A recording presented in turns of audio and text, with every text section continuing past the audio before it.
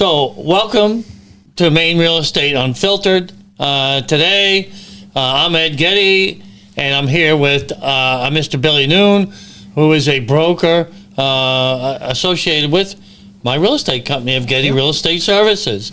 And we're going to talk a lot about new construction and then some other interesting activities that we've been both kind of involved in through the years. And let's just start out with your background on new construction. Tell me a little bit about maybe how you got involved in new construction.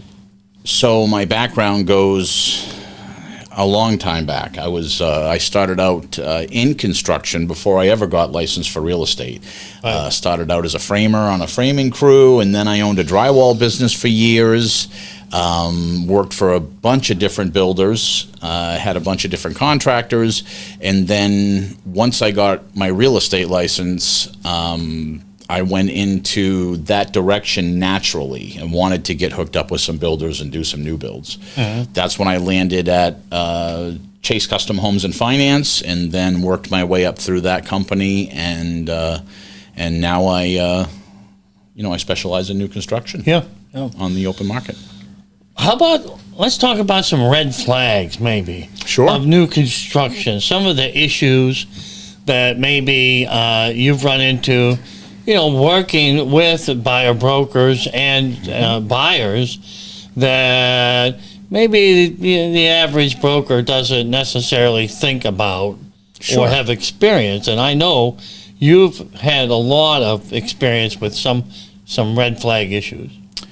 So I think, there's a few key kind of catchphrases to always pay attention to. First thing is vet out your builder ahead of time. Do all your research. Do your due diligence. Don't be afraid to ask those questions before you get in the middle of a construction meeting and we start talking about amenities and things like that. The other things that I would probably touch upon, a big one, on paper, on purpose. It has to be in writing. It's not a handshake state. We want everything in writing, and that's just the way it is. So make sure it's in writing, and then know your role. Know the role. You don't have to go into it with a negative distrusting. It's trust but verify. That's real important. So just know your role. You're not a lawyer. You don't have to go in and out, legal beagle anybody. You just have to kind of go in and guide your client through the process and be there to. And when you're saying in writing, floor plans, the blueprints, change orders, materials, amenities, spec sheet, The truth of the matter is, we have a new construction addendum, but a lot of times by the time you're going through with a purchase and sale and the new construction addendum, all of the things have been met already. Like the spec sheet, the construction contract, they're all figured out before we even go under contract a lot of times in a new build. And when you talked about change orders, that's in the law here in Maine. That, first of all, any changes need to be in writing and agreed to prior to, how much it's going to cost, if anything. That's correct. It has to be clarified. And then it must be a new construction contract for any work, new or remodel, that's over $3,000, which just makes good sense anyway. It makes good sense. But some other red flags. You've run into some issues with various planning boards, and I think you had mentioned to me at one time you have to develop a rapport with these people. You do, and every town is different. So don't be afraid to go and just sit through a planning board meeting and kind of get comfortable with the whole process. Great way to pick up clients, find out who's doing what projects are going to happen. But establishing relationships with your code enforcement officers and your planning board people are is a really good idea. And they're all different. They interpret things differently. They interpret it differently. They change all the time. There's all kinds of things that happen that So it's good to just, be knowledgeable about it. And the more you learn, it helps you all the way through your real estate career. The more you learn about the planning board, the process, and the code enforcement and what its process is with a new build, the inspections and what they have to sign off on, the better it helps you out when you go back to doing your regular real estate. It all is very connected, trying to find out if a piece of land is buildable. All that stuff is connected. So, yeah, because we've talked a lot about, we find a piece of land and it has public sewer and water, but it's on the wrong side of the road. absolutely.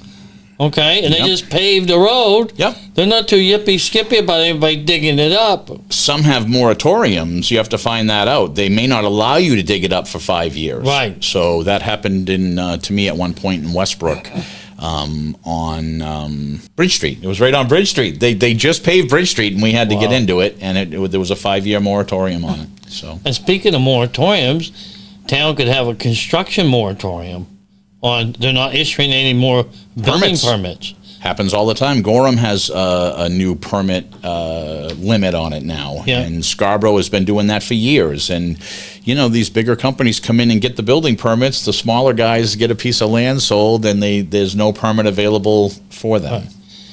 And I doubt it if the town gives you a tax break when they say they won't give you a building permit. I'd say you probably still have to pay your taxes I'm going to say you do as a yes. billable lot. I haven't seen the tax breaks. They don't hand those out very frequently. No. So there's a lot of issues there that you've experienced and Yes. come in contact with. Yeah. I think also making sure that occupancy permit it gets taken care of as early as you can prior to closing. Now, most of the time, it's pretty late, pretty near the closing, because once the builder gets that, Right, everybody they wants want to close. Of course everybody they does. do. Sure. And the builder wants all his money Yes. at the closing. Now, I've actually had builders call me on the way to closing. Hey, Ed, I got the building permit. Like he's blowing on the ink. Yeah. He says, I'll meet you at the closing. Now, talk about a red flag and a kiss of death. Oh, sure. He may have that occupancy permit, but it might have a little shopping list of things the code enforcement officer said, well, I'll issue the permit, But these things need to get done at some point in time. Yep. Now, does the builder want all his money at closing? Or does Right. he want to escrow a whole bunch? Sure. He wants the money. Driveways, lawns, Yeah. in the state of Maine, all of those things through the winter get escrowed anyways. So Yeah. there's probably going to be an escrow holdback unless you're landing your closing from late spring into November at some Right. point. And a lot of times those escrows can be as much as 1.5 times Yes. the actual cost, just to make sure That's there's true. enough money there. Yep.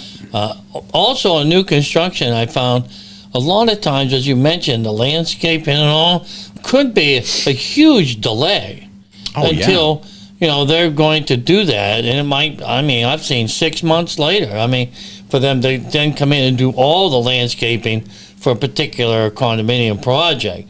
So people are closing, moving in, and knowing that it's not going to be totally done for 100%. quite a while. That's right. Yeah, and you've got to be aware if you're buying a single family home and someone's trying to rush that loam and seed in, before the snow flies or the frost hits, it may not take. Yeah. So you may be doing it again in the spring anyway. So that's something you want to just kind of, watch out for and find out. Look in your contract and your spec sheet. What does the builder actually say about that? What do they guarantee? How much do they do around the home? Everybody's a little different. Sometimes it's 25 feet of lawn. Sometimes it's 30. What do they cut down? There's a lot to it, really, to kind of. Yeah. There is, and you read the contract. Yes. Totally read the contract. Because we got 2 contracts here typically. Yep. A lot of times we use a zip form realtor purchase and sale agreement. Yep. Excuse me, with the addendums. Yep. And then in the addendum, it's usually refers to a construction contract. Yes.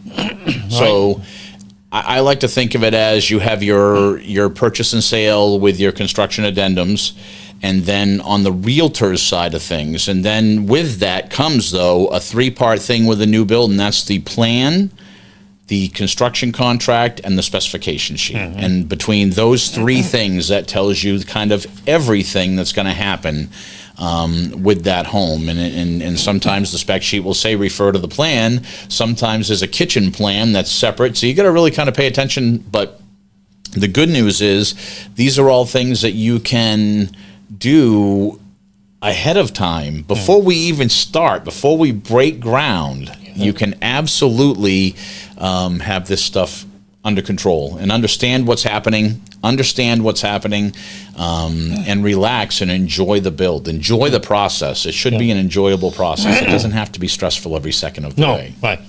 Sometimes it can be. But, well, it will be. Be prepared for that as well. And things change and things happen. They run into stuff. Yes. That's a good point.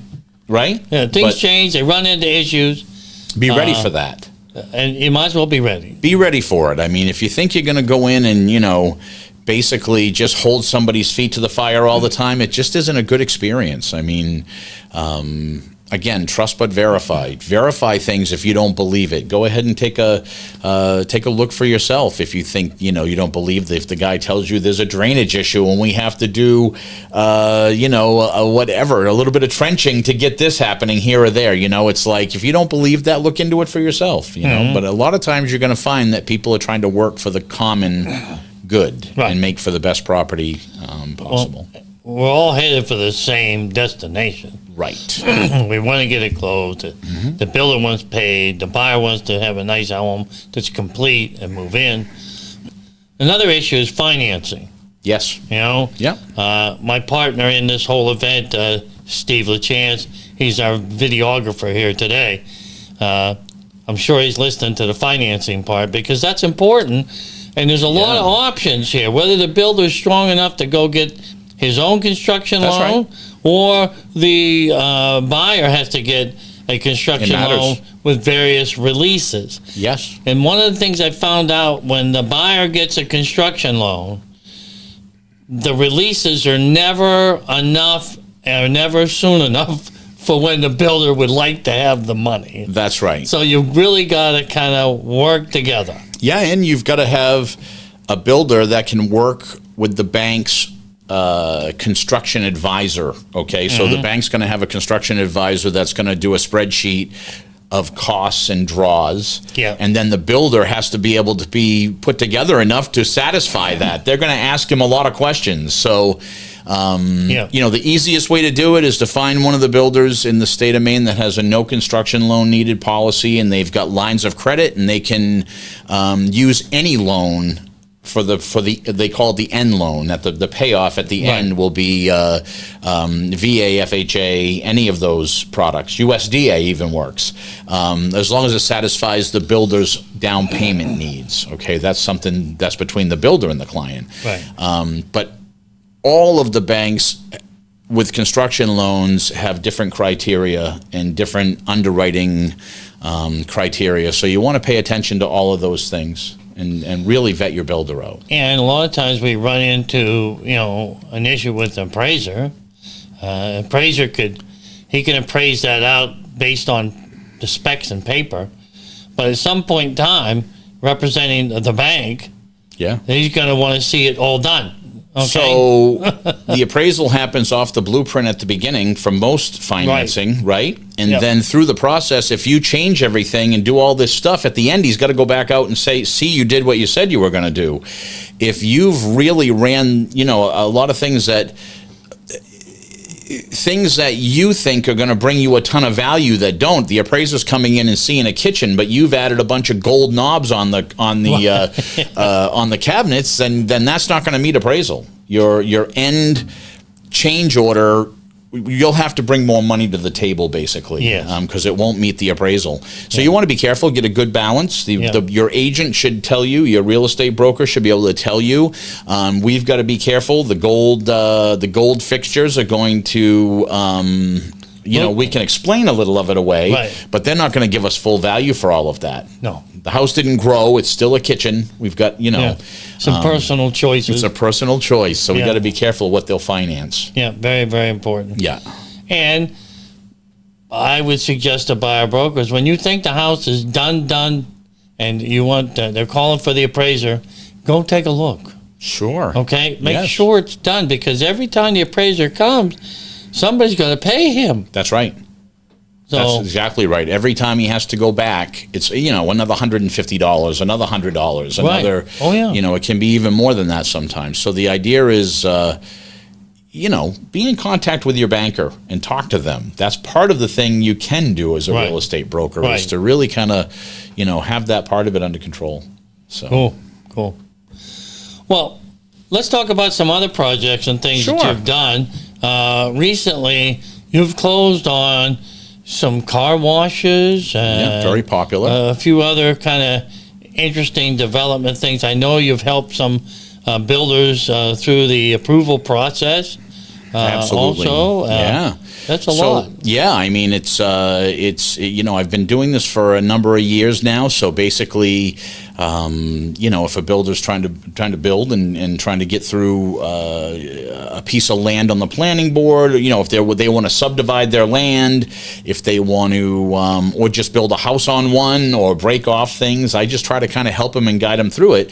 But it really does, matter what your town says and what's, they're really calling the shots. I'm just basically helping guide through that. Yeah. And then I work with the engineers as well, because they do a lot of the work to help. To get to know your engineer, Teradyne Solutions, Sebago Technics, Northeast Civil Solutions, knowing those people and knowing who you're dealing with can go a long way with how things go at the planning board. Wayne Wood is another one. He's an accredited engineer. I'm working on two projects that he's drawn now. He's up in Gray. He's right? in Gray, Yeah. yes, and we go back and forth on both projects. One of the projects in Wyndham, the other one is in Gray, and he basically is the engineer doing all the drawing, and he's got a lot of information for you. He can really help you out at the code enforcement planning board phase of this.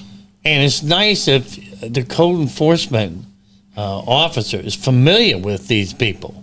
Yes. Things seem to go along a lot smoother. Well, they all know each other. That's right. That's right. And they do it all the time. And again, that gets you more acquainted as well, because they'll get to know you as well. The more you do it, the more you establish a relationship, and yeah. And Kinda cool. Some other things I would just, there's some things that you'll learn about public water, private water. You could have a piece of land that you think is an amazing price, but it's got a 500-foot driveway that's going to just put the new construction out of budget, right? So there's some things there after you get through all of this planning board, code enforcement, right? And you've done all your due diligence and all those things. That's all great to know. And then knowing the basic things you need to know for a buildable lot is real important as well. Yeah. And whether it's going to have a daylight basement, or whether it's going to have a hilly driveway, or it all matters to your client. We talked a couple different times about ledge. Yeah. Okay. Yeah. Can affect construction tremendously. Tremendously. The curb cut access to the road. Cut access on commercial and residential. They both. Yeah. Right, and then, sometimes we have to get the state DOT involved on state roads, and they may not want to give you a driveway. They may not, because that old blood on the highway law. Yeah. Okay. Yes. That if they don't have sight vision enough, that when you would go to pull out of your driveway at whatever speed limit of 35, 55 mile an hour, whatever it is, and you couldn't see the car coming, they're not going to give you a driveway. They are not. And they can also make you cut trees down if they don't see, if they go there and see that you don't have a clean view both ways. They can say, we'll give you the curb cut, but you got to get rid of these trees. That can be thousands of dollars if they're big, huge trees that have been there forever. Oh, yeah. So, yeah, there's a lot to it. I mean, there's a lot of things to, but again, take it one step at a time. Right. Go in there with a clean. Don't be afraid to call people and ask people information. Get your information, do your due diligence, and remember your role as a real estate broker representing your client. Well, all right. Let's change gears a little bit. Sure. Some other kind of activities and things you've been involved with. One in particular, as you can see, the poster behind us talks about a band called Curb Appeal. Yes. And originally, that's kind of how we met. Yeah. Is the associate broker course? I had you in the class. Yeah. And then we decided to put together a realtor band. Yeah. And I'll never forget when we were strategizing on the name of the band and how where we're going to practice. We're actually at the Greater Portland Board of Realtors. That's where we practiced. Yeah. And at night, because there wasn't anybody around, That's so right. we could be loud. Had a great time. And we were trying to come up with a name, and of course, everybody has their ideas. And I believe Kelly Craig, who was the executive director for the board at the time, sure. She come in and said, I got the perfect name for a realtor band, Curb Appeal. Yes. And we all agreed. It was 100%. awesome. Yeah, that was it. 100% right away. Right, that was perfect. right there. Yeah, Kelly was on it. She nailed it. But that was a lot of fun. We did that for a few years, actually. Yeah, we did. And played for a lot of realtor events and conventions. Functions. And we had a lot of fun. And guitar and one of the vocals. Yeah, one of the vocals of one of the guitar players. And we were lucky that we had a lead singer who was a graphics art designer. Yes. And as you can see of the poster in the background, she did a great job. Yeah. She designed all those for each event that we had. It was really, really cool. So maybe someday we'll bring Curb Appeal back. Right. We can always bring it back and do a function. Sure. But, it's like all bands, they kind of, fall apart a bit. Run their course a little. People go different directions. And yes. But we had a great time, and I always... it was always a pleasure. We had a good time. Good memories, right? And they were, good memories. Yeah. And all. And great people. As it says there, the official house band of the Greater Portland Board of Realtors. That's awesome. Which, we made up all of that stuff to have some fun. So, but Curb Appeal was a great old time kind of. Well, we played a lot of old time rock and roll and some new songs some too. Some new songs, some old. Yeah, we mixed it up pretty good. I mean, we've got a pretty diverse realtor community. So it's a lot of musicians. A lot of musicians become realtors, it turns out. So it was just great. It was great to see everybody. A lot of people sing. A lot of people play guitar. So we had a really nice time. We did. A lot of watching a lot of guys that you do business with over the years, and watch how they're kind of singing along, and they're actually pretty decent singers themselves. And then a couple guys are playing guitar, and it's like, all right, that's pretty cool. Yeah.